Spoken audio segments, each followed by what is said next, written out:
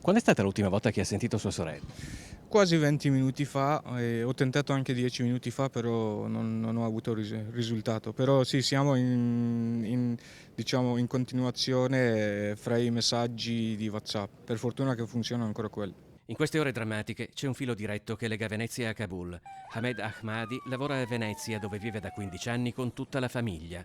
Sua sorella Zara, l'unica parente rimasta in Afghanistan, ha raggiunto l'aeroporto poco prima che i talebani occupassero la capitale, ma ora i talebani sono entrati anche nell'area passeggeri dell'aeroporto. Per Zara il passaggio nell'area militare e l'imbarco su un aereo per l'Italia sarebbe una questione di pochi metri. Mia sorella sì, è un'attivista per i diritti delle donne ed anche un'imprenditrice e negli ultimi periodi si è esposta anche con la speranza che ok, si può combattere con i talibani, si è esposta, era sempre attiva nelle manifestazioni eccetera e abbiamo paura e lei è impaurita per quanto è coraggiosa della situazione che se la trovino e se la scoprino non sarà una situazione molto felice. Zara non è solo un'attivista, è una giovane imprenditrice che tra pochi giorni avrebbe inaugurato il suo secondo ristorante, una figura di donna emancipata e indipendente, improvvisamente incompatibile con la società che si prospetta per la sua nazione. Io ho 5 sorelle e lei è stata sempre quella più attiva degli altri, è molto coraggiosa,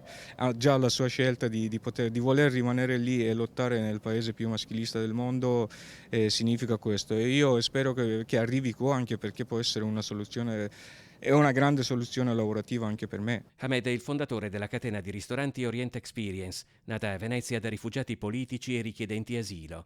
A Venezia Zara ritroverebbe tutta la famiglia e un posto di lavoro. È una donna coraggiosa, una donna che si è messa in gioco, che non ha avuto paura di rischiare, di accettare sfide difficilissime, di rimanere nella sua città per aiutare il suo paese. Ma ora è lei che ha bisogno di aiuto e basterebbe pochissimo. La Farnesina, tipo l'ambasciatore italiano, sa già della situazione.